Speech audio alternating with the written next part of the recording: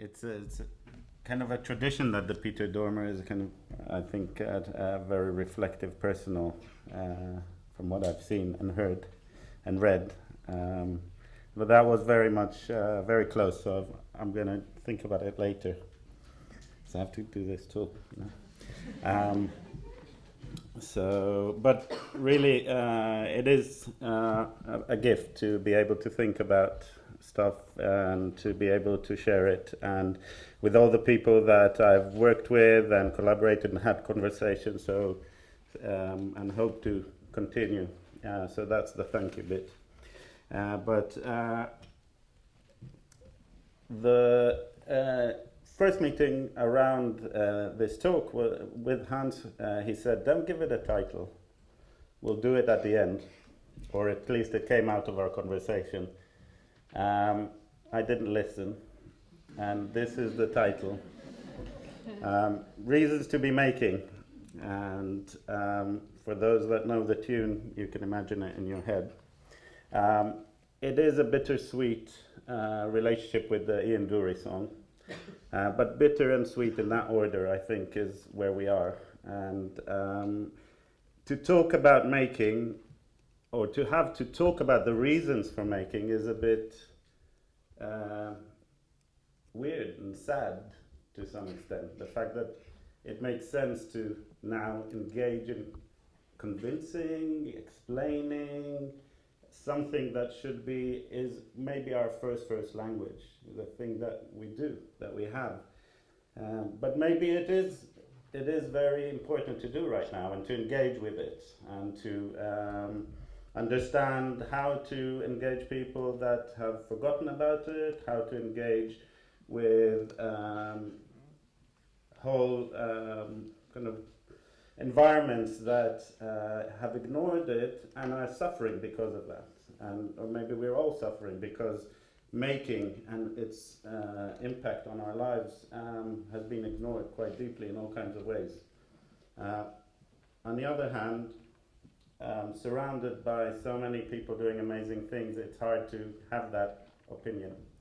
And maybe it is a certain bubble. I've been in this area of design and design education for around 25 years, meeting talented, generous people that share and do things, sometimes go off on real adventures, sometimes do it together, but it feels like all the time there isn't a problem. People are doing a lot of really interesting things.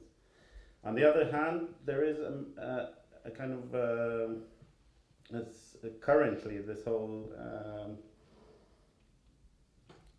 lots of buzzwords flying around, and making, I think, needs a bit of clarity in what we mean and who we are and who is involved. So I'm going to talk about my experience primarily within education, and there has been a big change, and there are things that are going on that I think should make us rethink and think again and think in parallel about how we learn, how we teach making, and where it appears in our lives. One thing that struck me, and I think that's kind of also influenced a lot of my thinking around the power of making, was that there is a deterioration of people's ability to make things. One of the things as teachers, you always try to find the way that someone can communicate the best. Drawing, making, talking, whatever it is, you try and find that channel for them or with them, and then things get going. But making and the skills people have a go at before they come to study, and I'm talking primarily on BA, MA levels, which is where my main experience is. Although in the last few years I have been having a go with lots of people at doing projects in earlier years, primary schools and secondary schools with experts. It's still the skills and the knowledge that I thought were obvious or needed to be part of design education are not there. And there has been some mention of that recently, and it's worth understanding maybe, or trying to understand why and what's replaced them or where we are. I've taken this talk into kind of three areas. One, just to talk about making and where we are today. The next bit is to understand a bit more about learning making and just talk about the experiences I've had and where I think we are and the relationships to experimentation. And finally, maybe more of finding the language of the stepping stones from making and craft to industry to culture. To how do we talk about it, and can there be a kind of engagement on a bigger level?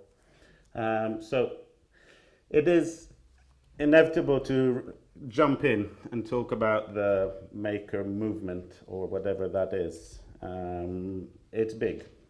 It's no longer just a buzzword. It's happening in China. It's completely supported with 100 makerspaces opening. In Africa, it's taken a different route. It's being talked about in parallel with the third industrial revolution. What is that? Is it really a revolution or not? Is it a self-created myth of sorts, or is it what Bloomberg News described as significant as the shift from agriculture to the early industrial era, and the economist Jeremy Rifkin.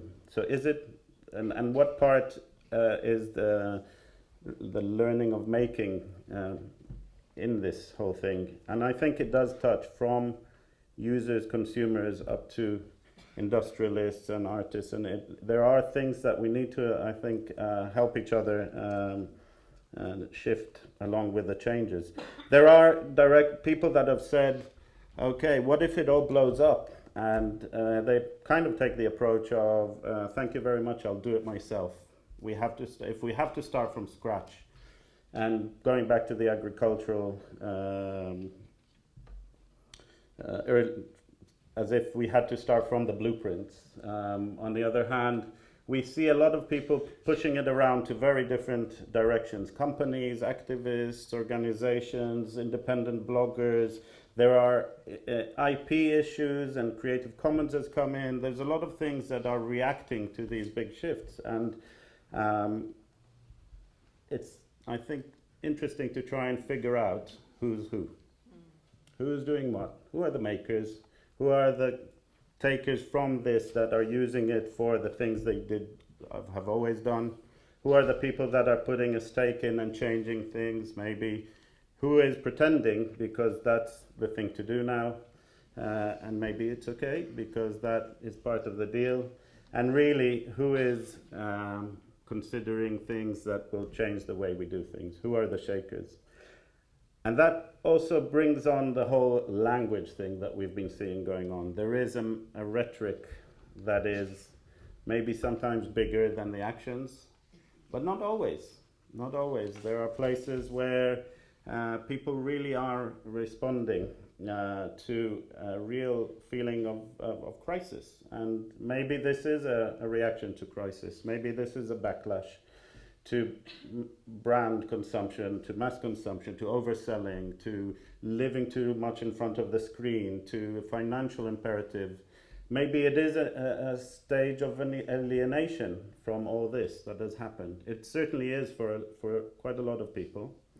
But it's also the opposite for others. And when we come maybe later to mention mass customization, I think it's a very interesting territory where we as users and the people that are trying to own this territory of creativity for us. But recently we are seeing also this stepping into the educational territory and the focus on education and the maker movement, and really broadening the groups that are in touch with each other. And the focus on education here, for me, is very, very pertinent to this talk. I guess there are things that you can talk about in theories around things, and there are things you can only do and show. And this connects me to the things I've been reading a bit as a result of this invitation, getting the chance to learn about Peter Dormer's writing more in depth and his relationship to interest in Wittgenstein and this real separation between things we can talk about and things that can only happen, we can only show or make. I mean, this is going through the whole talk, this split between things in the overview and things that are actually the thing itself. One of the driving forces for the maker movement, if it's a movement, it's a kind of group of, it's an umbrella for a lot of people interested in technology, science, the mixture between them, crafts and the Make magazine in 2006 had this great idea to bring these communities together. And it is a commercial entity that saw this chance and is still promoting. There's recently the mini maker fair. I don't know if anyone was in Elephant and Castle. The buzz there was amazing. I went there with a 7-year-old daughter and my 81-year-old mom. And we were all three of us pulling in different directions and interested, and we weren't alone, and it was quite amazing. And it felt like a very rewarding event where people got to show what they're doing in the middle of doing it, not just at the end, and involve people. And it's very much, I think there's a big kind of depth there. But the Maker Faire has also taken on different sides. And it is, a lot of the people in the States can allow themselves to do this. It's a kind of privilege to be able to engage in this. There are other places where it's taken different routes. I mean, the Maker Faire in Tokyo is very different from the Maker Faire Africa, which is actually an independent grassroots organization. And they take it to a very strong position of focus on invention, innovation, and inspiration. And it's a lifeline here. It kicks into a very different type of use of this organization. And I think it's quite amazing to see how it's growing. There's about to be one soon in Johannesburg. The project we're involved with, the Maker Library Network, is taking part, if we can, I think. So there are shifts that people are reacting to. There are needs, different motivations that people are picking up on. And some companies have really taken this on board as a kind of, okay, let's package this up and see what we're talking about. So there's a manual. If anyone wants to know where do you fit in, you can open up the manual and see, and that will give you the links and where to, which materials to buy, which environments to consume. It's a very applied, but on the other hand, people are thinking about what's going on and the different groups. So I had a go as well to kind of try and figure out those tribes, very artificial.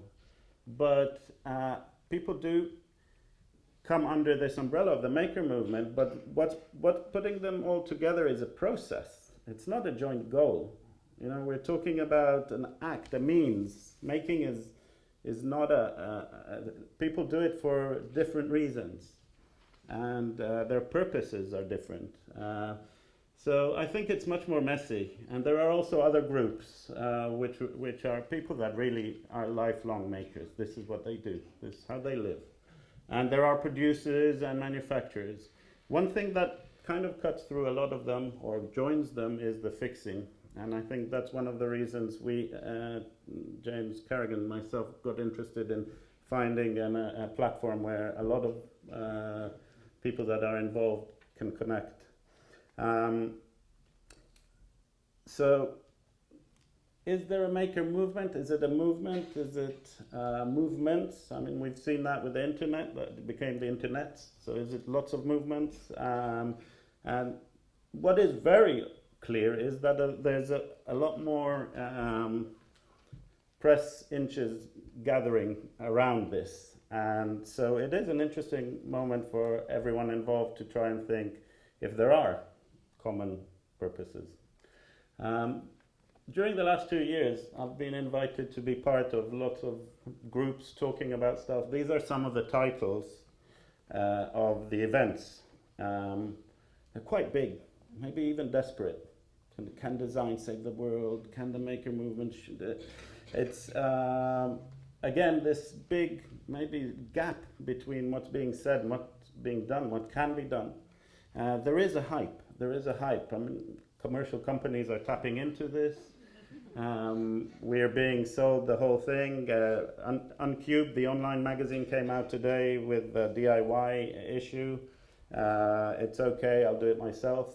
And they are reflecting on it with lots of people kind of pitching in.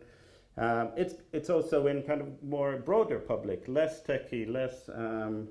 And so what is happening with this maker movement is as shallow and diluted as it could be. And if we think about the internet, and if it is about just this shallow, broadness, we also know that the internet stopped being the internet and became the internet. Lots of things, very deep, important things, enabling things like this is a book from tweets from Tahrir Square. People are using the digital and the internet for lifelines, for social movements, for world peace. It's not one thing. And it's the same, I think, to some extent. We're going to see the hype around the 3D printer, the much celebrated, much derided 3D printer, where there have been so many Yodas printed that I think we need to think if they can replace the garden gnome. But on the other hand, we've also seen people that have thought about how can we use 3D printing for something we haven't been able to do before, like a piece of a skull that we couldn't make before, and now it can really fit. It can, so amazing as well. So I think we're in this time where we really need to understand what's the potential, and not kind of push away those other experiments. But is there anything new here, really, with this whole maker movement? The kind of disparity between the rhetoric and the doing. And I think Stuart Brand talked about the era where Stanford and Berkeley kind of took opposing ends for rhetoric and doing. He was describing the Berkeley area, and this is from a very interesting article by Evgeny Morozov that was called "Making It" in the New Yorker. I don't know if you came across it, but he really tried to understand who's pushing where, and he talked about the difference between power to the people and power to people. And the people that were making things were actually trying to give power to people, not to the people, not a rhetoric declaration. And in fact, according to him, the kind of arguments in Berkeley kind of got stuck in a dead end, whereas in around Stanford, we can still see that a lot of people are still in that mode. And if you walk around and you talk to young people working in a reception desk, at night they're working on their startup. They're receptionist millionaires in their heads. There is this "I can do it" attitude. Now, maybe their agendas are each one very different, but that feeling that they can, and there are tools out there, and there are different communities out there to connect to, environments, is very strong. Is very strong there. To some extent, also, it's been looked at in a broader frame of the value of it. This came out a few months ago, trying to describe, and giving a tool to describe the maker movement in the States. The numbers are beginning to be impressive. If we start to look at what the elements are, we know them. They all exist here, also in the UK and in other places. But what is bringing this together? What is driving it? So in order to try and think about that, I went back to think about coming here to the UK to study at the Royal College of Art, and why I did that. And I was thinking, really, there was a combination here of kind of international outlook and professionalism and research, two very strong things that I think happened along the years, and we can. This is a real kind of just an attempt to throw things into some kind of this, capture the drivers or the utopias that design in particular. I studied industrial design in the mid-80s, and we were taught about materials, and we started really by sanding lots of cardboard for about half a year. And then making something that may be a shape, and then learning about color.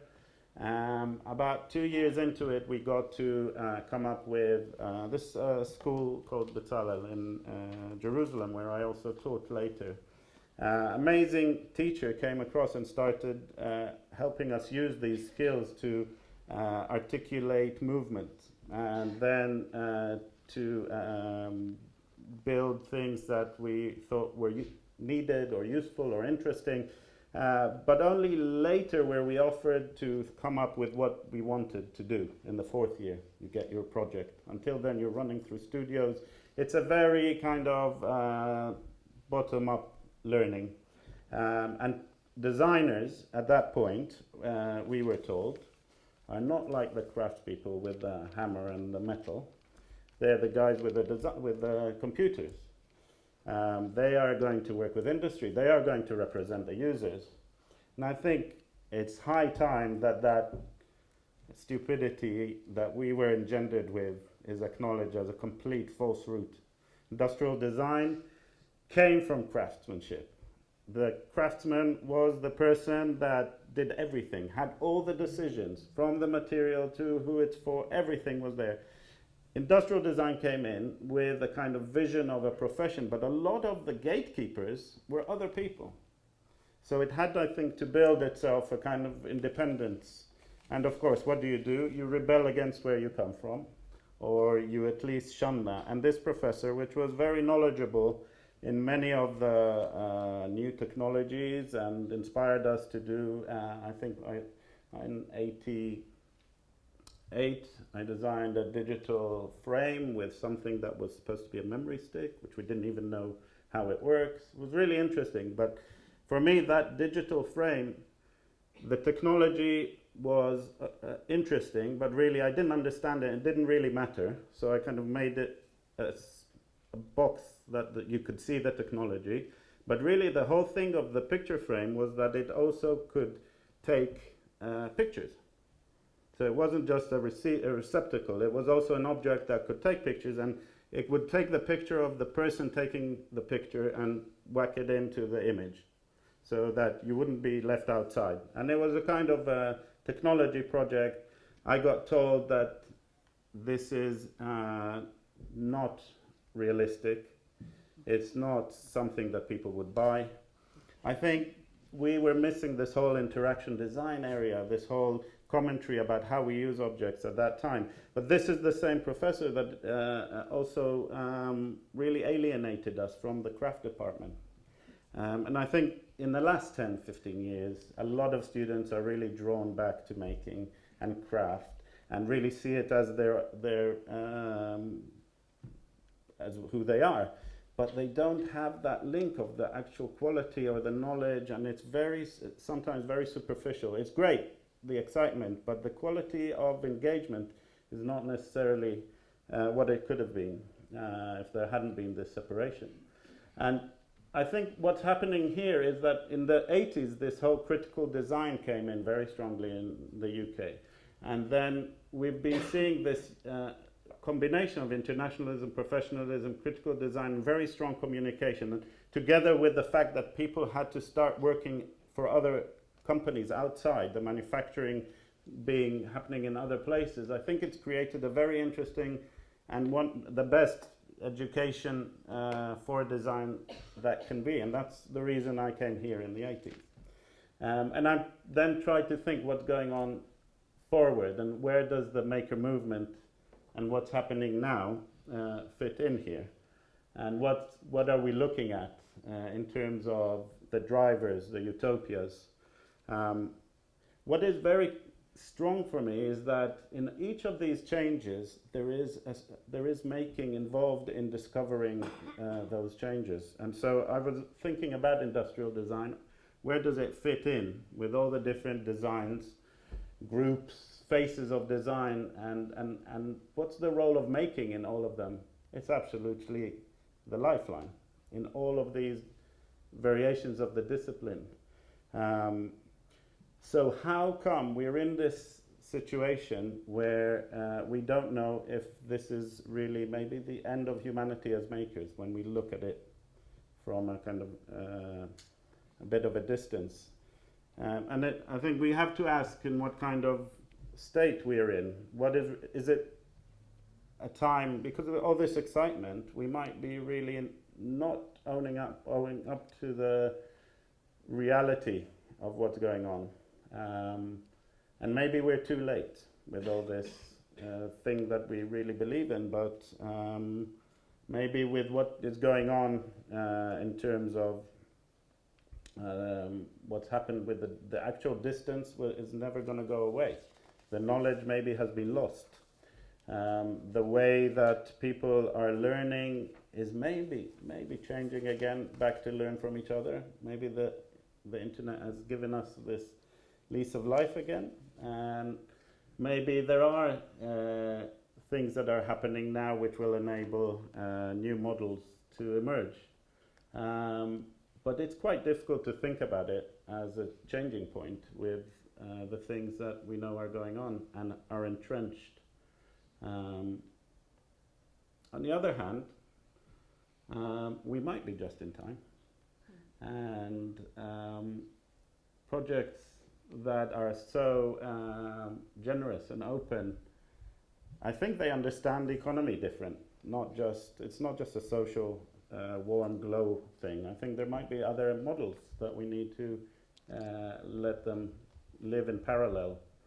And so if we're facing this direction where we're heading to nowhere, I think it's worth talking about what happens when we make, just to kind of really understand the value of it. Because if we are looking at this situation, we need to turn this around.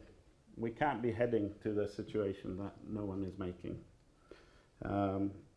There was an animation here which isn't working, which went, the arrow was turning.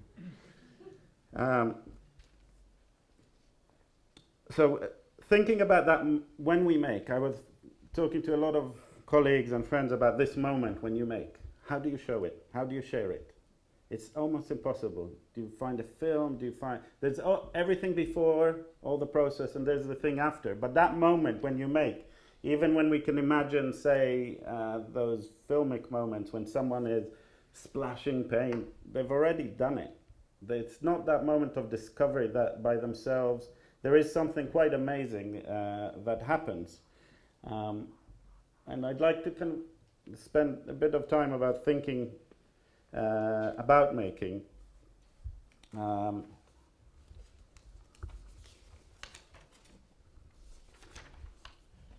And what happens when we're in that zone of making.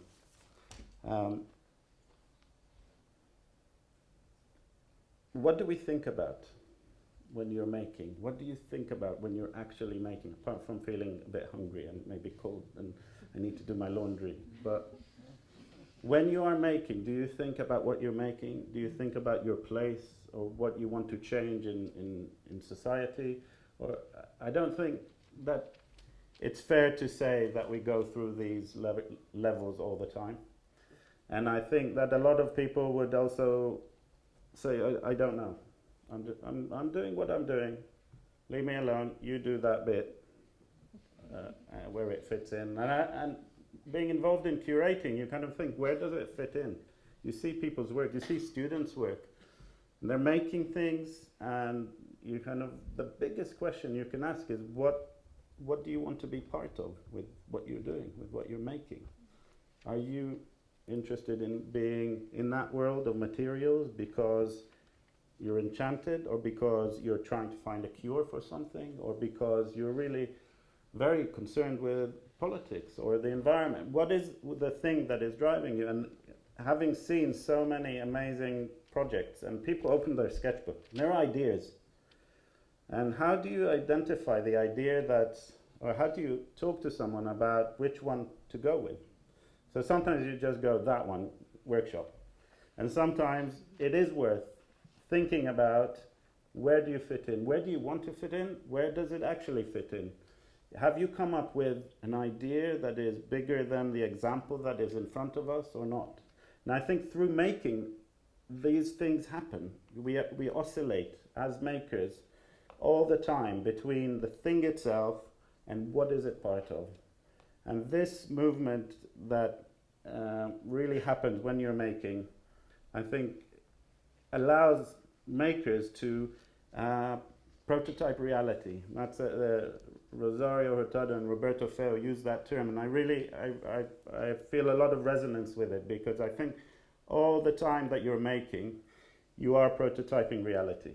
And it brings a very strong responsibility to prototyping. And I think this is kind of the place where all the conversations can really happen about the value of prototyping. I maybe get to that in a minute, but Brian Eno, in an interview that was conducted by Ron Arad in his studio, was saying that for him the idea of culture is almost simulating possibilities. So wearing a hat or doing a piece of performance is kind of simulating, trying out another reality. And I think it's something that a lot of makers forget, that we're actually creating new knowledge while we're making, not just going through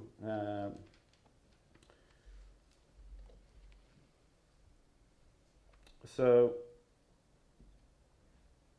if all these things happen, what should be the weight of making in education? I'm going to talk about design education because that's where I live mostly, but I think there is a bigger question, and there is also a problem of how making has been handled in terms of when do you learn it. I think it's the wrong approach. I think the whole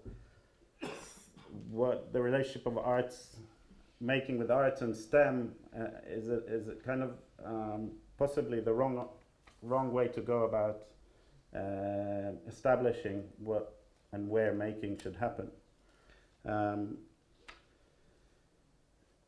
So that's chapter number 2, so it's time for a little drink of water. But I've been teaching and learning in different environments,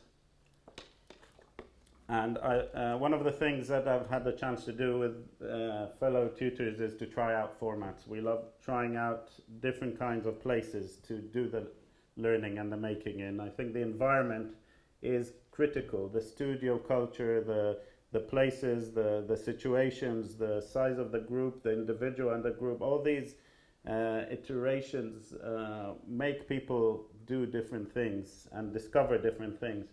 And one of the I guess practices that we set ourselves, so challenge, is never to give the same brief twice. Now that's almost counterintuitive to developing a teaching curriculum where you get better and better. But trying to always react to what's going on and bringing the social, cultural into the design learning, it's meant that you become a kind of part of the group rather than, so it's a different mode of teaching, I think, than a frontal kind of teaching.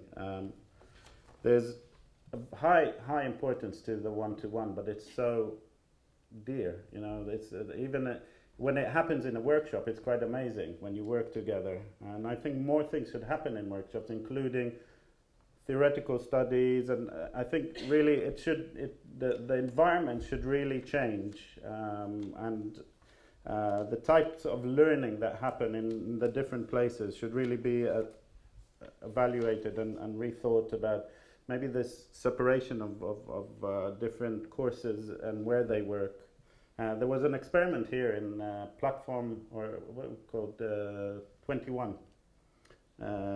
Not platform. What was it called? Department 21, which we took part in, and it was great. It was really open-minded, and I think a lot of people learned differently, and there was making and talks, and that mix of things really changed how we kind of thought about. Well, it kind of tapped into the way we thought would be great if the whole school was like that. But the issue of studio culture, I think also, again, there are principles that we tried that worked and things that didn't work. But one of the ones that did work was open sketchbooks, and which is very hard for people that come from kind of the habit of kind of learning and protecting their IP because they're about to discover the big thing that will make their money. And they come in, and then you have to share materials, you have to share spaces, no blocking of the work environment. We came up with a few rules about how, or principles that we encourage people, share materials, learn as much as you can from your peers, because peer learning has unequivocally been the strongest force of learning, also for making, that I've seen over the last 20-25 years. It's phenomenal. And because it's also not set as learning or teaching, it's making together. Can you help me with this? Can you do that? And one of the things that is really coming in very strongly in the maker movement, and I think Jürgen Bay called it the hey generation, where someone goes, hey, does anyone know how to stick cardboard with foam? And he goes, yeah, like you do this, and he was waiting for a response. It worked, it didn't work, but that person moved on. Never got back to him. And there's different ways of learning now. I think people kind of don't expect to give back directly to the person they got it from. There are different attitudes. They might share it with someone else, and the feedback loop has changed. But the environment in which you do it, and the conversations, I think that's what makes a good studio, a good creative place, and that's what we're trying to also recreate with the Maker Library networks, is places that thrive on the combination of making and talking and showing and reading all in the same place rather than in separate places. And one big influence has been the screen, though. So the screen has really, the computer screen has really impacted during these years. I think my first attempt at a screen was to draw a cheese for a mousetrap, which took me 3 days. And I got help from a very talented young teenager who is now head of architecture design at Ron Arred's, and can do 3D like you eat an apple. And the screen really separated people from the workshops very dramatically. And I think something very big has happened in the last few years, where now it's doing the opposite.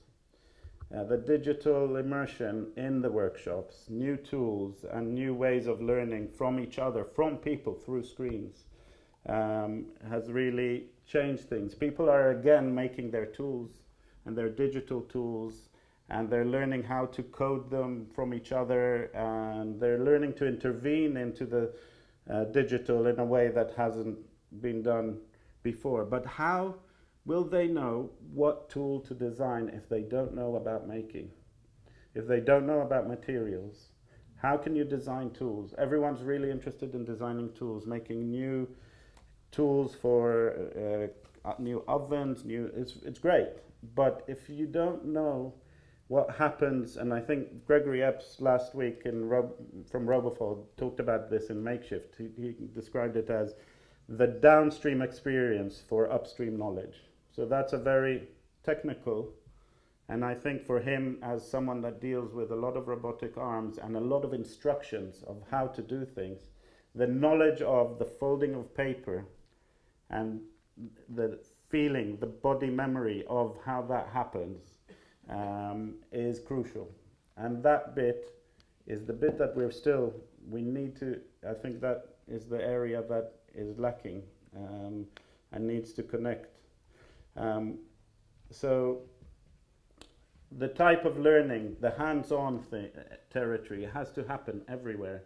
And it is happening in the Royal College of Art. It's an amazing thing that you can work with technicians, you can work with tutors in Kingston, you can really engage in tutorials in the workshops. And I think the more of that happens, the more the knowledge. But in order to get to this level, things have to happen earlier in our lives, when we are before school, when we're in school, and our relationship with making, with imagination and skills, that combination has to be triggered earlier in order for us to be able to live and really create even businesses out of making.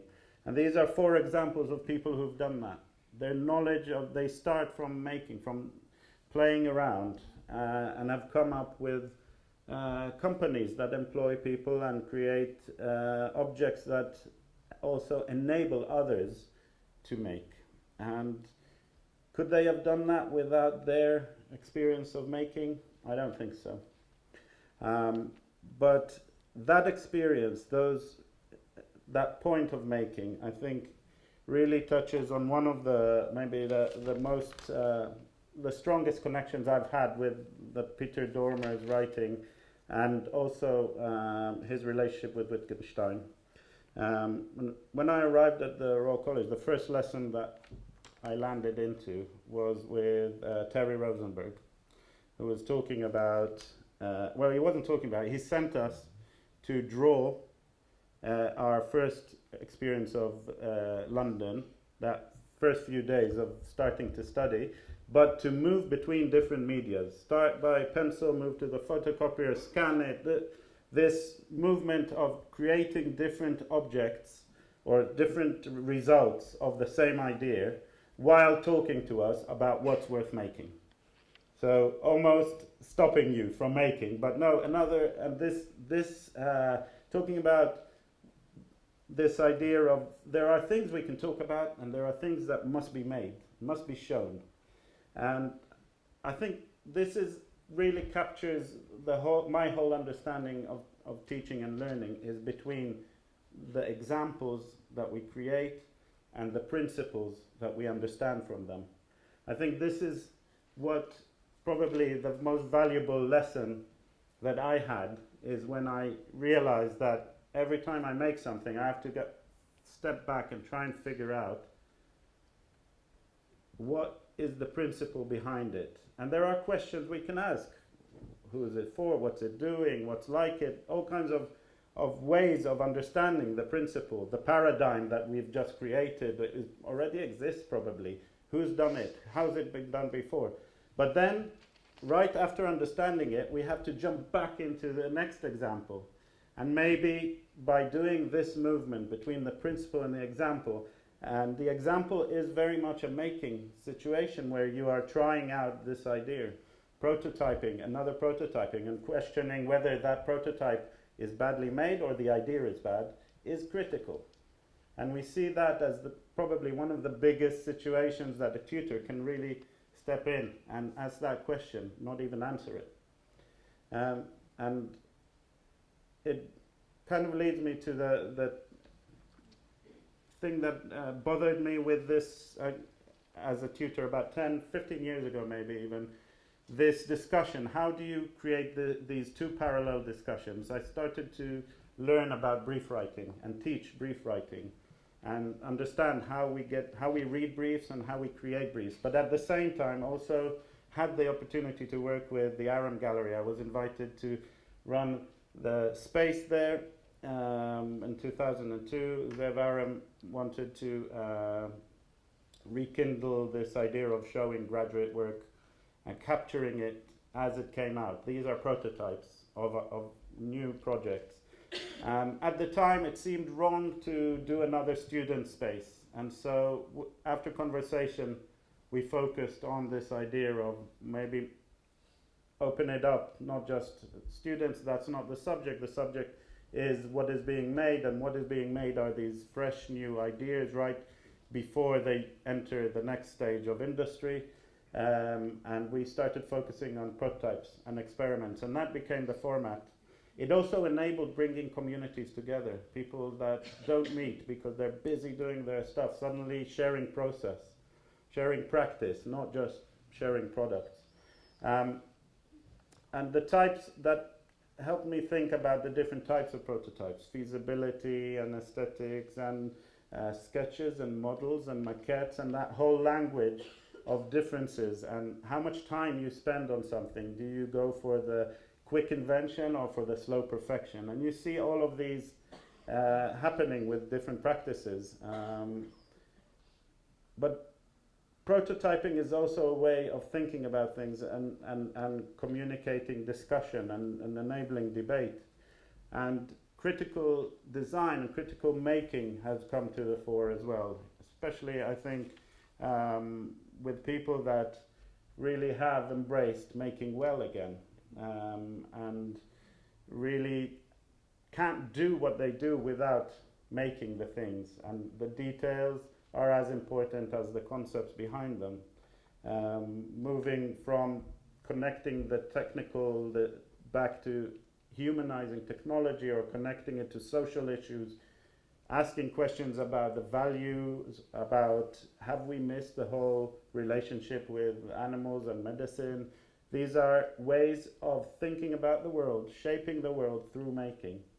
And any one of these that Don Raby have talked about needs making, needs this knowledge, needs this quality in order to make its point and in order to suggest alternatives. This is also the strongest way to connect to industry. When you look at the 118 companies that work with Helen Hamlin, the strongest thing between them is the prototype. You can do presentations and talk about ideas. When there's a prototype in the world, then as Eve Behar recently tweeted, a prototype is worth 100 meetings, 1,000 meetings. You know, and so many people immediately reacted to that. And what is the value of prototyping? I think is a completely underestimated territory. But really, all these levels, cultural, commercial, personal, require making. And that brings us to the next step, which is to do with the type or the level of thinking and experimentation, and the importance of making in experimentation. And if we take the difference of having an idea and realizing it to a successful outcome, is it still an experiment? Is it still experimental when it's commercial? Yes, it can be, because different people are experimenting in different ways. And we are seeing experimentation happening by very different, they're all using making to experiment in these different environments and in these different sectors and professions. They're all experimenting with different things. In each of these areas, there is making being used to experiment with format, to experiment with process. That picture has disappeared. But also pushes us to another question about experimentation and experimental design. The role of making in experimental design is to make things that we can't even discuss yet, and people push their practice and push their users and push the industry through making, and really experiment with the notions and scale and format, and some of them really move between disciplines, and it's no longer design, it's making in order to think about the world. And so experiments, when they start, again, what are they for? They start with the actual thing, that moment, with the product. But really, when you do experiment, you might be dealing again with a bigger picture. But when you're experimenting with the material, do you think about it? And I think one of the things that is very important is to understand if you are making it for yourself, or you're making it in order to communicate with it, or you're making it as the thing itself. And any maker knows that sometimes you start on a prototype and you think, this might be good enough as the thing itself. No, I may start another one. And that movement between making and the result and the product, I think that process of experimenting, evaluating, and then moving on to the next round, I think is joint to all the sectors that need making. This year I had I got involved in a project about a new children's museum in London. It's a group of people who are rethinking the role of making in children's museums. Together with Thomas Heatherwick and his studio, we looked at different children's museums around the world. We traveled to the Exploratorium, to San Diego, and of course here, the different science museums, art museums, and the question is there something that can happen differently? Is there a parallel, or maybe before? And thinking a lot about this, I reached the kind of territory of experimentation, and we put this together in the studio we talked to different professionals about their process and what happens. How did an idea start? Can it start through making? How do you research it? Can you research an idea through making? You definitely need to build it and try it out with making, and some of these ideas need to be trialed through making and evaluated through making. But what is very interesting is that the experience of research, of experimenting, is joint to us all. And I think there is a whole territory of experimenting that is being used wrongly within design. So is everything we do an experiment? Is every time we try something an experiment? Or do we have to up the game and really own up to what it's for, or what we are trying to experiment with? What is the purpose of that experiment? I think there's a whole conversation that needs to be had within all the making, and all the people that use this term, I think, like making a bit sometimes with as an excuse for not having actually done the work. You know, as a client, when you hear it's very experimental, you know, it's going to be expensive, late, it hasn't been done, you know. So how has it come to have such a bad name? And does that mean someone is messing about and that's like they're not serious? Which leads me to the next point, which is probably the highlight for me, which is what is the value of messing about? And what is the value of doing stuff when you don't really understand what you're doing? And I think it's of the highest value, especially if your skills are good. Because if something goes wrong, you might just be able to discover a new way of doing it. You might be able to save the situation, and actually, if your skills are poor, you'll go, okay, I'll start again.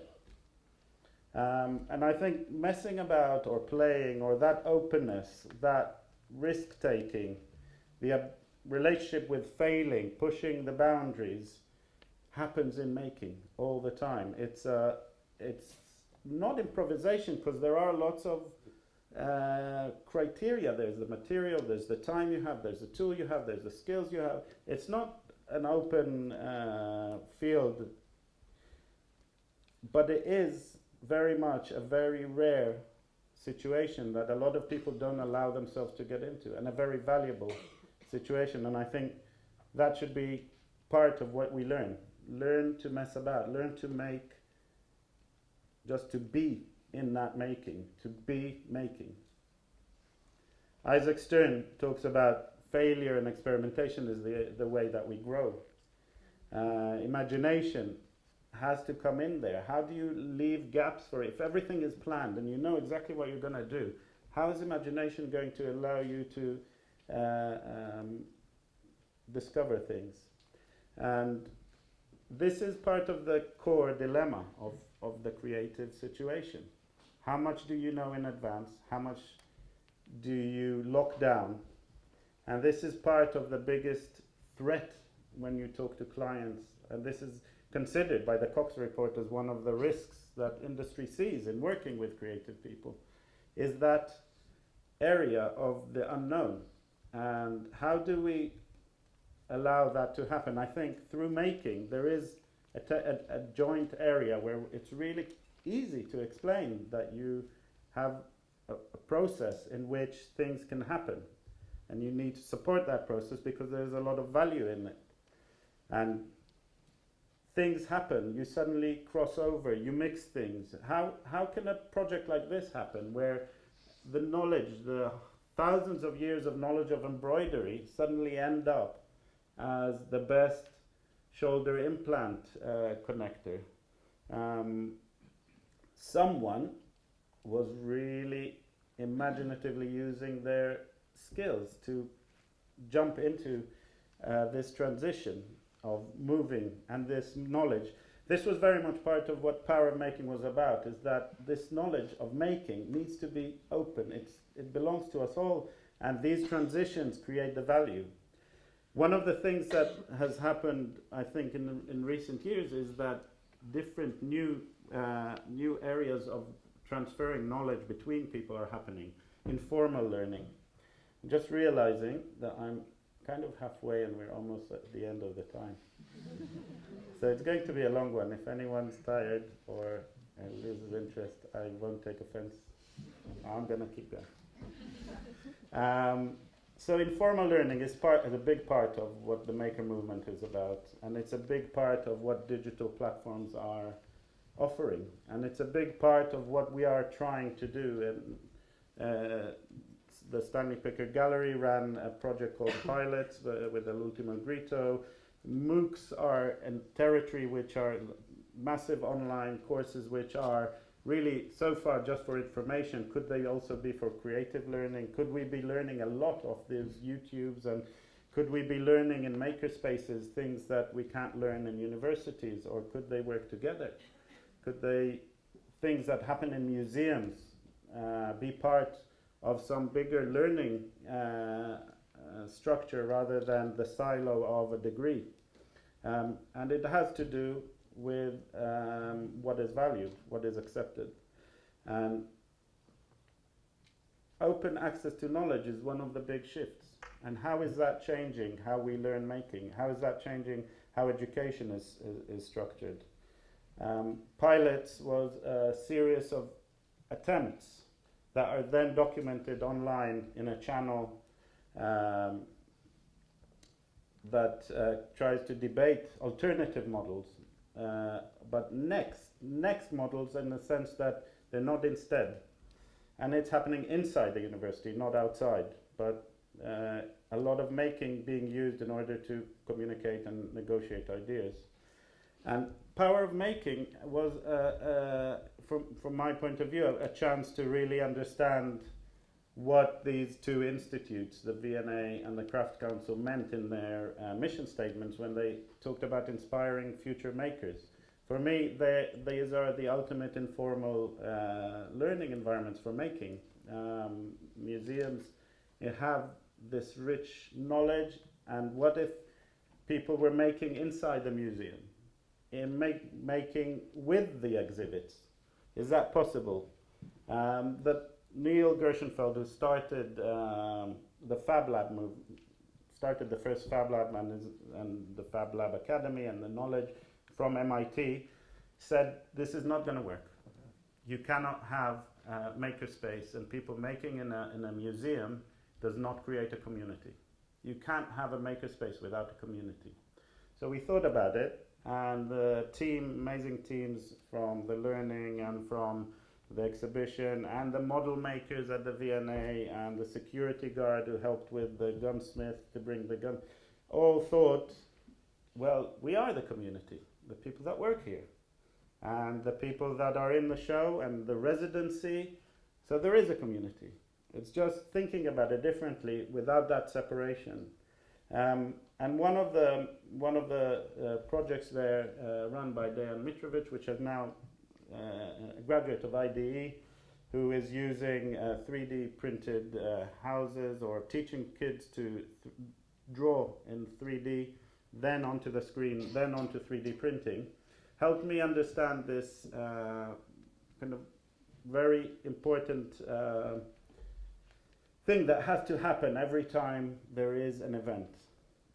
Because I saw it. He somehow got his balances right. Kids were coming in and leaving with some confidence that they want to come back again and do it. They started drawing, they put it on the screen, they 3D printed it. It happened in a few hours. And it helped me kind of refine my thinking and in fact understand that all the projects that we were doing, all the activities from a master engraver to casting to robotics to the weaving, the cross-stitching, it won't work if this doesn't happen, if there is no level of experience that gives you confidence.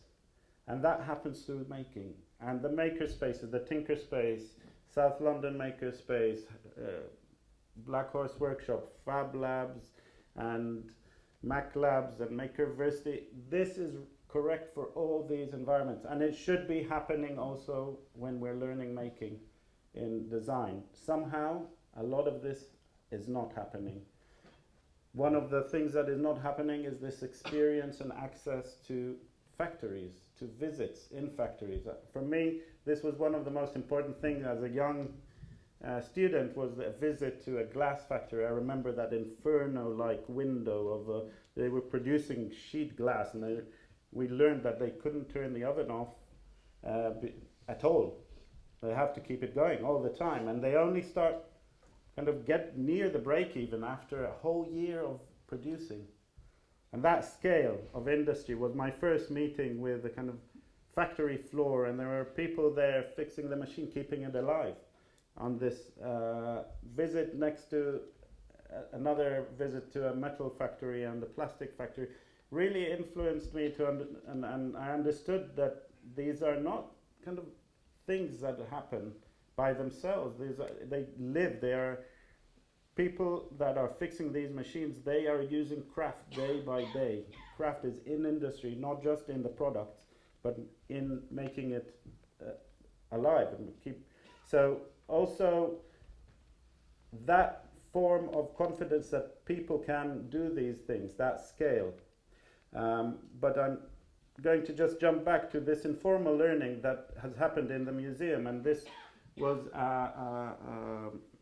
an event in recently in North Carolina, where the crafts think tank of the States got together, and we were talking about showing making. Who shows who what and how, and it was fascinating. But one of the things that is happening now, which is different, is groups of people sharing making between them, and that is back to the peer-to-peer learning. That's happening also in biospaces. This slide has been censored because it's showing people playing around with biomaterial and in a community makerspace. No, it's just didn't load. But these are some of the makerspaces that we know and are fully active in our. So places, we have platforms like the fantastic MakeWorks Fee Scott is working on in Scotland, and we have programs so that are enabling people to kick in. Fixperts is a volunteer program started 2 years ago, getting people to volunteer some of their making skills to solve problems, and maybe picking up on all these people that are saying, I love making, looking at the screen. I really want to make. Come on, okay. Give us 2 hours, meet someone, talk to them, do something, make a quick prototype, come back, get some feedback, make it better, and enjoy it, celebrate it. That's what Fixperts started. And it's now active in 16 countries. There are over 150 films online, and it's being used as a user-centered design in universities. It's being used by people to do things, projects with their friends. It's being used by occupational therapists to deal with situations they have reached a dead end with. Beyond the warm glow, what is this teaching us, or what can we learn about how maybe younger people are developing other attitudes? Are there underlying shifts here that we are seeing with all these people engaging in something they are not being paid for, in something they are giving, in something they are sharing also online? The fluidity of their work between the workshop, the screen, and it's fantastic. These are third-year industrial design students of Chris Burnham in Johannesburg. They contacted us twice Once at the beginning, can we do fixed bits? We sent them materials. Once at the end, here, we've done these 8 films. They just did it, and it's become part of their program. But it's maybe suggesting that they are looking in an open way at making. You know, all these solutions, they made a vice from, they made the workshop bench vice for the kitchen. And they are using the way a person leans and the way you work. You know, I think it's a lot of things are happening that we maybe just need to recognize and enable rather than worry about. People in fixed bits are all making very fast and improving, and we've asked them to capture that bit in the films. It's part of the story. But the real issue of the story is the people they work with and the people that let them into their lives and give them insight and give them feedback and become part of this project, making together and making things that are shared online under Creative Commons and Instructables, and they are taking control. They have social motivation. They're not necessarily primarily interested in exploiting the idea economically. Maybe yes. Maybe they're actually going to be much more successful because people recognize what they can do, what their skills are, rather than what their product is. And they're all learning in informal networks. It's no longer the I'll scratch your back, you scratch mine, which is the old win-win formula. And it's no longer the in a community we'll help each other. It's much bigger. One of the places we've recently tried this is in Poland, in Łódź. The design festival there has turned out to be a really good place to prototype ideas. This was an idea for a Fix Hub, which is a mix between the Maker Library networks and Fixbits. And it was a place that ran daily fixing workshops from bicycles to toys. It also had the Institute of Making selected an amazing materials of the future that are going to influence the way we fix things, or what we look at if we want to fix, say, the razorfish teaches us, or we can learn from how the cells regenerate around the heart.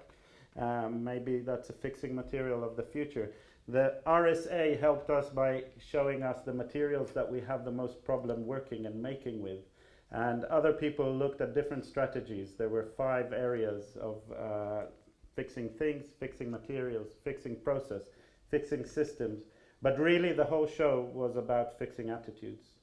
And the visitors engaged and also connected with people from Platform 21, who were the Dutch group that did the repair meetings and started the whole repair manifesto. There were the Fab Lab from Łódź who were fixing things with their 3D printers. There were people coming in and learning, and there was a library, because it's a Maker Library network. Part of the network, there's always a library, a gallery, and a makerspace in the same place. And lots of people were really happy, but a lot of the things that were made were not very well made. So is that a problem? And I think we are seeing a lot of really bad things coming out. And we have to talk about what's going on and why. Is that okay? When film came in, a lot of really bad films were made, including one of people walking backwards and their hats flying back. Someone reversed a film of their hats flying off in the wind. I saw this film in the Dada exhibition in Pompidou. It's one of the best things I've seen. Someone, as film came into their hand, they reversed the film. And now it's in kind of a seminal piece. They were messing about, but they showed that it's a medium. So it's okay from one point of view. On the other hand, does it have to be like that? Do we have to ignore making well? And I think it's a big issue that deserves the next bit of attention from everyone. And what is it that, how can we mix all that's going on with quality, with precision, with standards? And maybe one of the things being involved in industrial design is that you learn a lot about tolerance. technical tolerance and people's tolerance, users' tolerance, and that becomes such an important way of understanding things. What's okay, what's not okay? Who defines that? What's the purpose? And should it be cheaper? Can it be more? All these decisions, if you think about them through the filter of tolerance, it begins to be interesting. It also is very much, when you are teaching making, there is an idea, it's okay, you can make it very quickly, and then you want to make it better. And many times we see really fantastically made bad ideas. Presentations, which are so sleek, so well made, hiding a very mediocre idea. How can we overcome that? Or is that coming from the fact that a lot of people are not confident enough, and so they farm out the making to someone else who will make it for them look amazing way too early, because they are not investigating themselves through making. So there's a habit that grew and grew of students sending out files, giving drawings, not learning to make, and not learning about what they are making while they're making. And yes, it is an industry practice, and it's maybe one of the most amazing things that does happen in industry, when someone has the ability and the imagination to carry through things and become a partner, like Saki became a partner to so many projects. And maybe Adamson is right that there has to be a rebalance of what model making and quality execution brings in, because a lot of the success as objects of culture, as objects of industry, happens there. Not at the drawing stage, it happens while the making happens. And this knowledge of taking decisions, maybe if you've gone through the making earlier on, you're able to then trust someone to carry through the vision. But I firmly believe that the more skills, the richer your references, the more likely that new things will happen while you're making. And on the other hand, just making well is not good enough. And to connect to what Jonathan Ives was talking about, his disappointment from courses that people go through, and talking at the Design Museum a couple of weeks ago, the tragedy of the fact that lots of students go through design education without making. I share some of that, it's true, but maybe there are other people who are making who could be designing this stuff, so maybe they are limited. They're sitting in California in the midst of the maker movement. How can you say that? Maybe they're just looking to the formal education. Maybe that's a mistake. Maybe the fact that it's only formal is a mistake. And one of the first prototypes that has set Apple, not particularly well made, quite important, and sits in the Smithsonian, and it's a tinkering piece until it got, this was the first one to use prototyping to put it out, to communicate, to realize this idea. So I'm going to just finish to try and connect between these two issues of what is the role of making in this coming century. Because if making well is not enough and people are not making, we need to think about, has it got a role in the shifts that are happening? Is it a problem of funding or of vision? And can we use making, or through making tackle complex problems?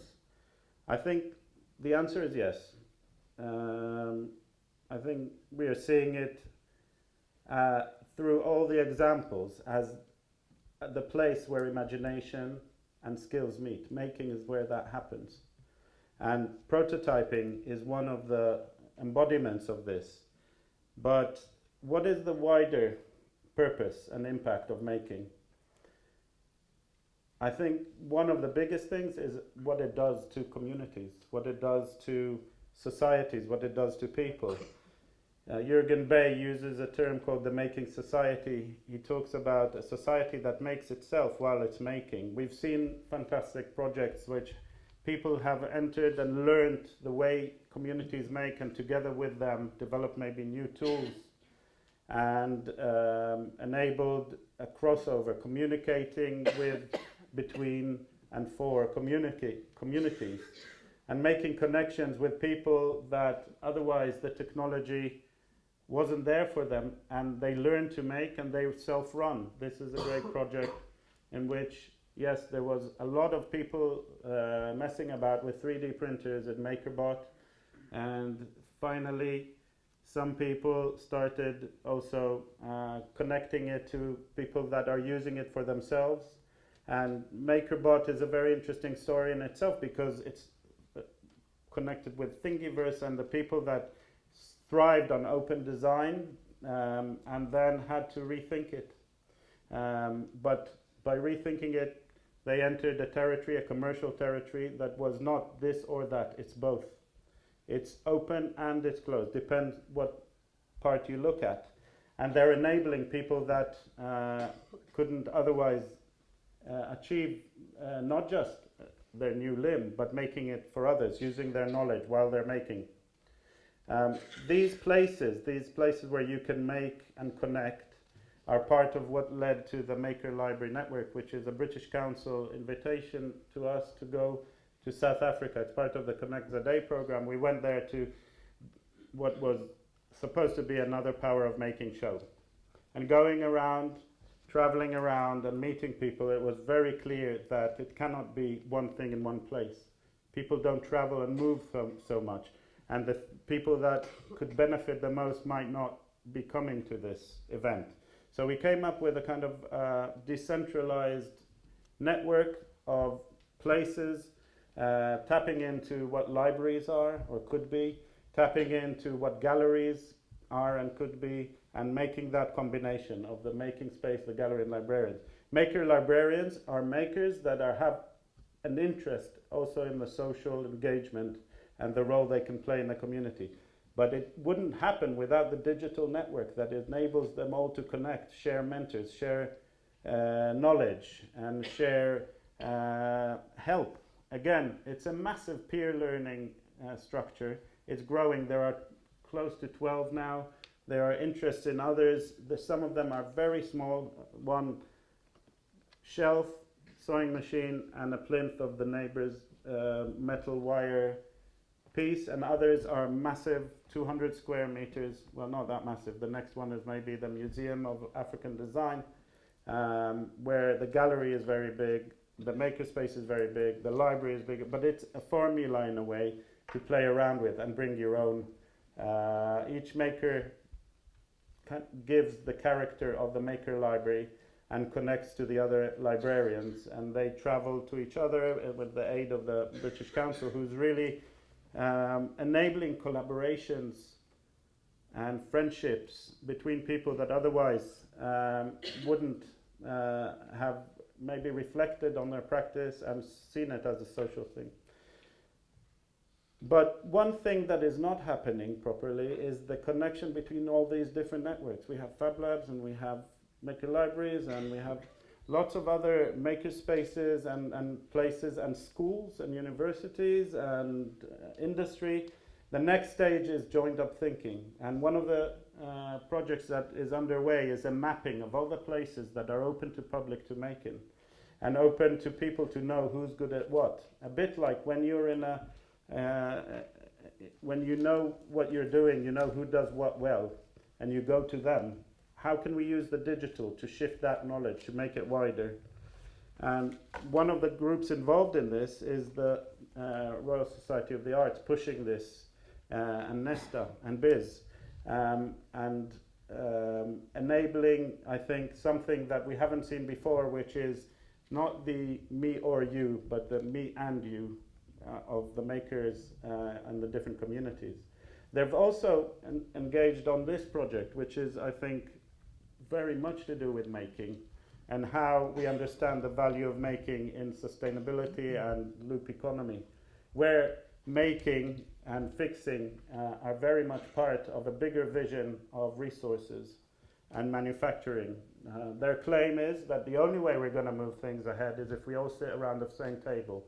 The people that design the materials, the people that take the products apart, the people that design the objects and the users that use them, the manufacturers and the distributors. If we don't all sit together, it's going to be very hard to change things.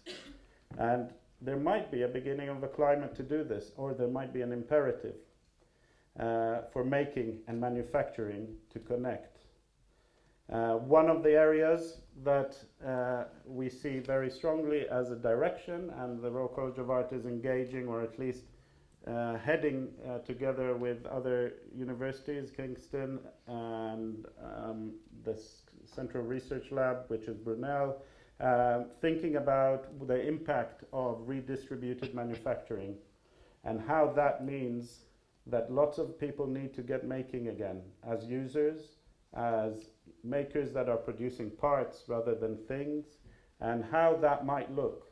This is part of a bid which from a slightly different perspective is looking at the impact of makerspaces on redistributed manufacturing. But that means that communities will have factories, local factories, and inventors will have places to try things out. We're seeing this with tech shops, we're seeing this with other makerspaces. But what happens next?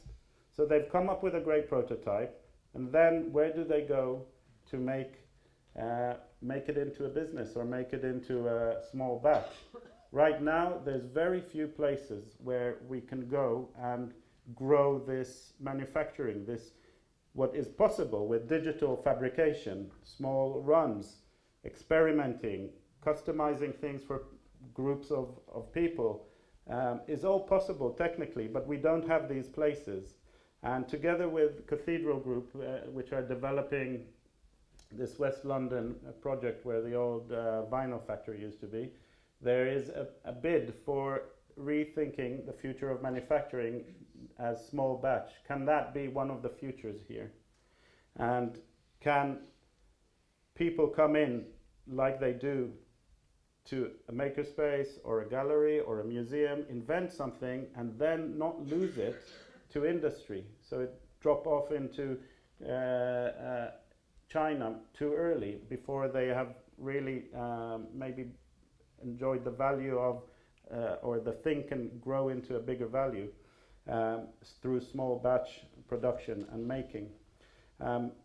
One of the aspects of this is that, yes, it is possible, but it does require joint up thinking. It requires everyone to imagine that there is this kind of future of manufacturing, which is very much, I think, possible here, with the quality of making that is existent, and the quality of research, and the quality of people in universities just have to connect. And the other power that is bringing in a very strong, I think, conversation into the relationship with making is mass customization. And more companies are thinking about this. We're seeing this in advertising, we're seeing this in, I mean, Nike is probably the most known example, but it's happening in over 1,000 companies, mid-range companies. They're looking at collaborative, different types of customization, before and after. They're talking about a core which you change around, or they're talking about shaping things that you then get produced. If you've come across organizations like Shapeway, there's a real interest, and I think we're going to see a lot more of this territory, bigger and bigger companies getting involved in mass customization and promising us that we can create the thing. Now that's a big question. Do we need to know about making in order to be part of mass customization, or will everything be sorted out for people so they can be makers? And is this a kind of move from the one size fit all to the this one is for me, or even the this one is by me, which a lot of people are talking about? Or is this really a kind of false claim, and a kind of a wolf in personalized sheep clothing? And I think as makers and people that are involved with learning making, this is a chance to change things, to have involvement in these platforms. This knowledge of making is very necessary in order for it to succeed. It's going into architecture, and one of the great projects that is starting, and it's also maybe one of my favorites, is this project in Elemental, which meant building maybe smaller prefab half a house well, and allowing people to have their engagement with building the rest of the house instead of returning alone. It's a great project that really involved consultation and also making in order to create that ownership and sense of community. But the ownership brings another level, and I think a lot of people are also being drawn to this making as the product itself. And we're seeing it become a situation where people are consuming making. And again, what level of making is that? So some of it is really, I think, opening up and inviting people to that loop of access, experience, and confidence. And some of it is not. And if we look at something, we can really ask, is it going to create confidence in making, or is it the opposite? And so if we're looking at this situation which we are heading, which are the things that are going to help us do this and change it around? And is that the direction that we're interested in? Personally, I think a lot of the projects that we're involved in are about making, or at least the mindset of making. And that really has to happen between all the entities involved. In the last few years, working with the Design Museum, we are rethinking the permanent collection display. How do you show design in the context of today? And how does the relationship of making fit in? How does the relationship of society, making, changing, designing, impact, manufacturing, how do you bring about the debate about the role of design in the next century? Or in this century, could we start? But one of the things that is very clear is that making is a territory which we have to really think about. The users and the makers could become something that we are beginning to see. There are kind of new projects, like in Somerset House, a group called Knitten, who are involving people in the making of an industrially produced product. They're bringing the retail and the factory and the creative project and bringing back creativity to the manufacturing floor, or at least that's a really small project, but I think we can maybe look at it as a kind of canary, an attempt to understand if that can work. And what is the relationship then between the maker and the manufacturer? And can makers, again, through digital technology, become manufacturers again? And Dries Verbogen from Studio Unfold and Claire Weimer, they were talking about this shift that happened to their practice, where they are again feeling like they are getting closer through digital tools to being makers that are manufacturers, or at least the tools they are interested in exploring enable the makers to regain again, to become gatekeepers. And so the Design Museum new permanent collection display, which has been recently tried out, really tries to talk more about the connections, the impact of design and the impact of making, and these relationships that form the impact of design. But if we're talking about making, what is the relationship? And I would like to suggest that in a way this is the basis for thinking about making and thinking about early education, no longer calling it, or not just calling it, technology and design, but really looking to imagination and skills as the things that have to happen together in order to enable all those amazing things we've been talking about. And these questions have to be asked as we're making. We're no longer, I think, in an era where we can just say making is good. We have to talk about what it's for, and who is doing it, and who really is it for. And new companies are doing that, exactly. They're using making, they're using production to ask those questions and to use that to attempt new models, new economical models, new environmental models. Yes, it's all very small starts, but lots of them. And I think it's time that the maker movement or the maker communities would be able to kind of, if we can pass that point where we have to explain the reasons and talk about the purpose. So, thank you very much.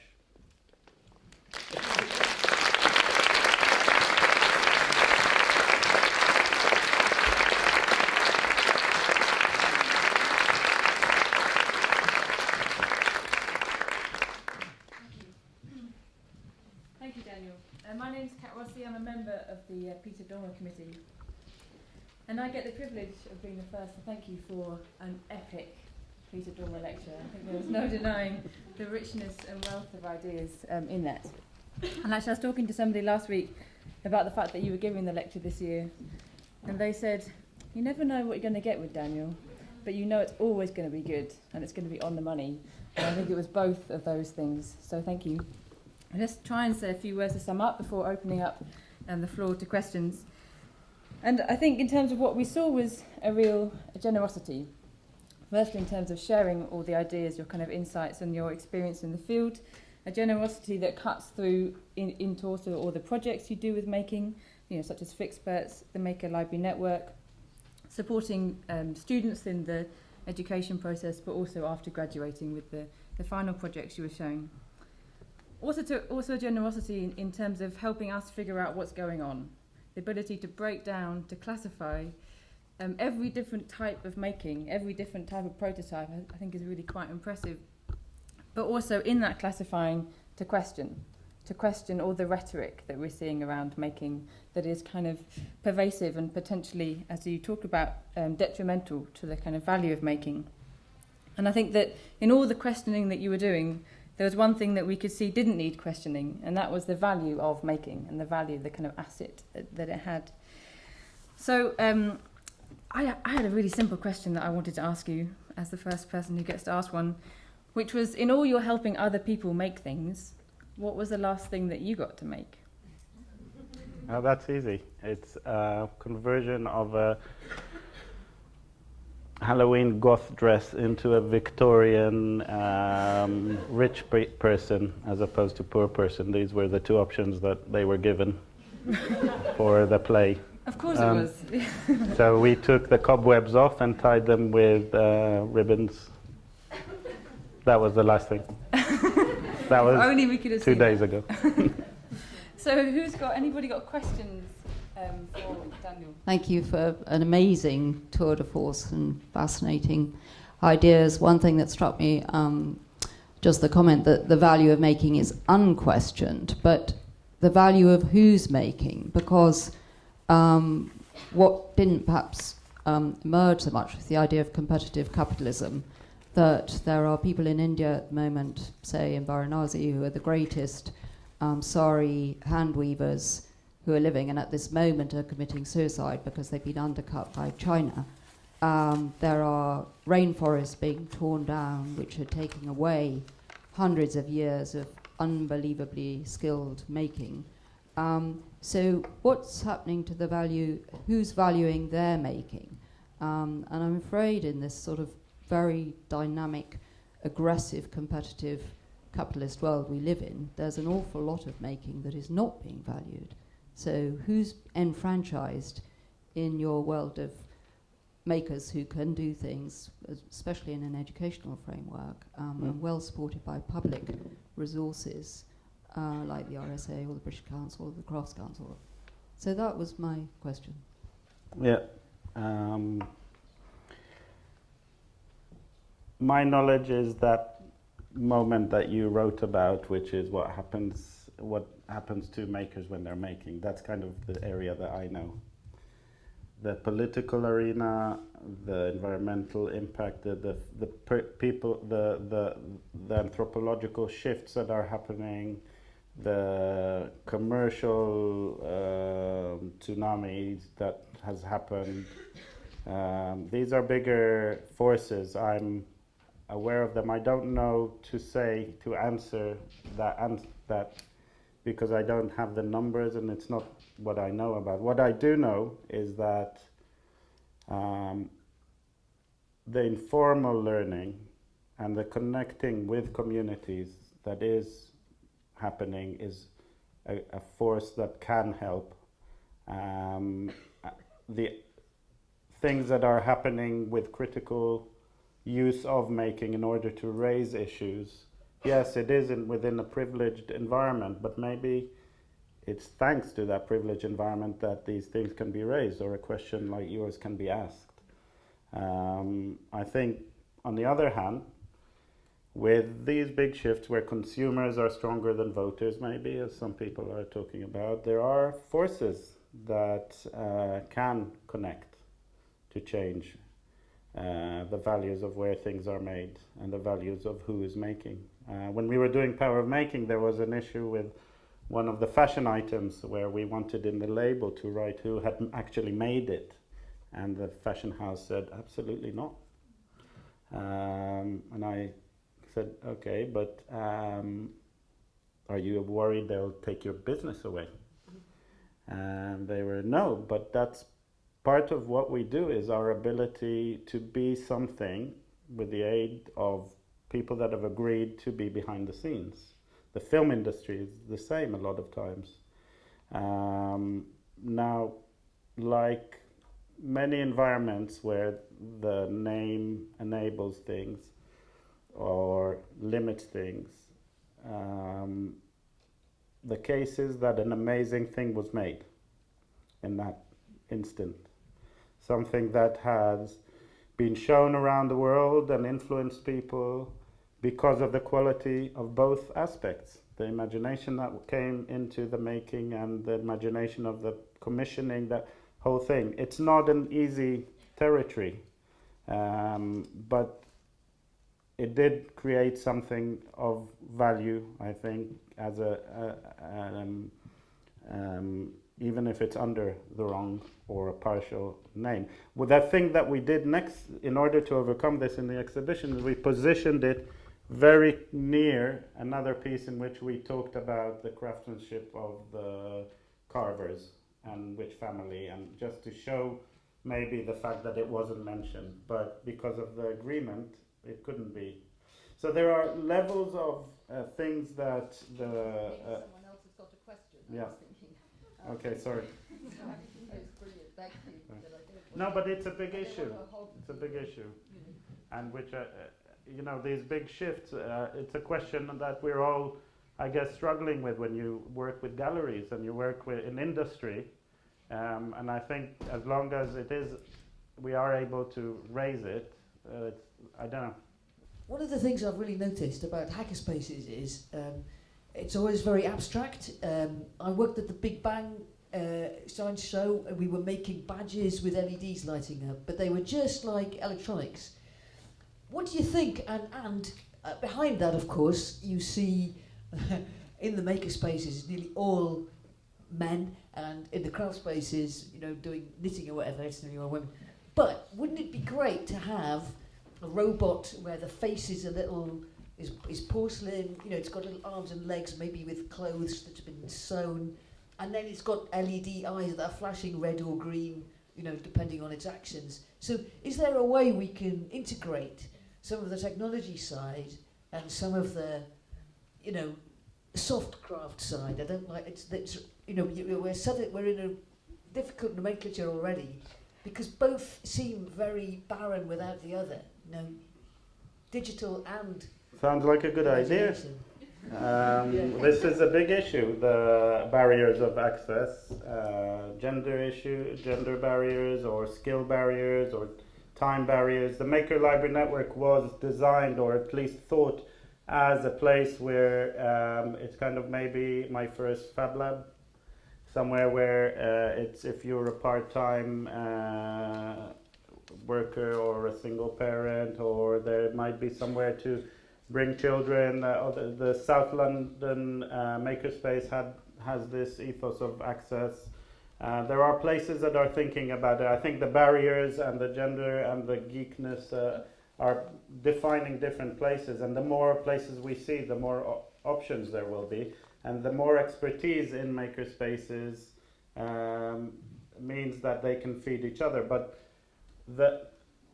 the places that this can happen are also dependent on understanding the value of that, not as a outreach program, but as an integral mainstream understanding of the value of technology and the continuum of that knowledge of what you said, say porcelain and robotics.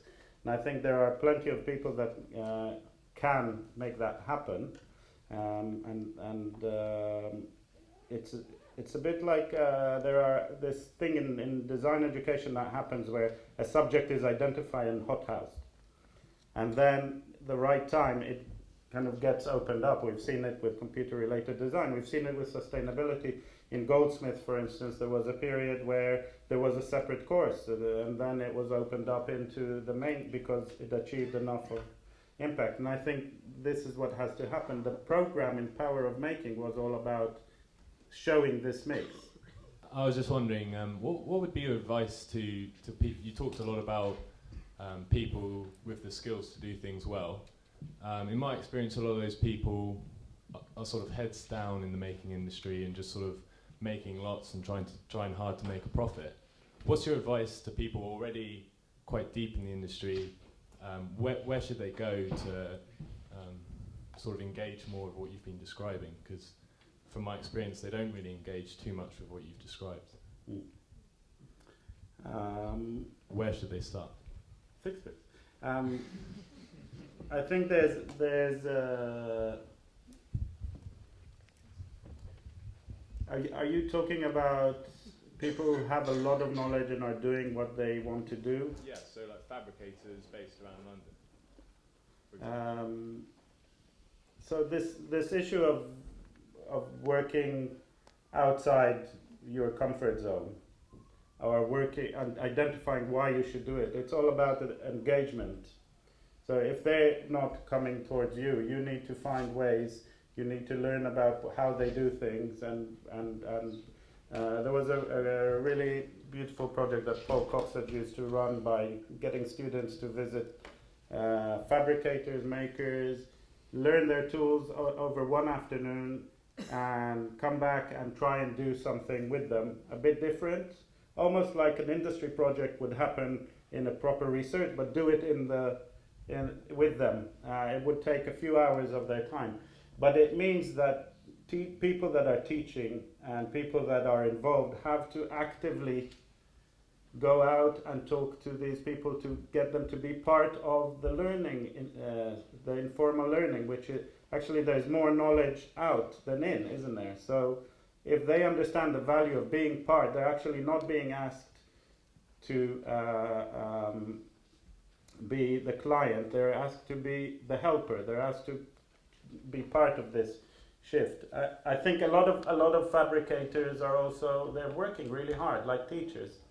You know, you try to come to a secondary school and say, let's do a fixed price project. They don't have time to come up with a new curriculum. They're working so hard.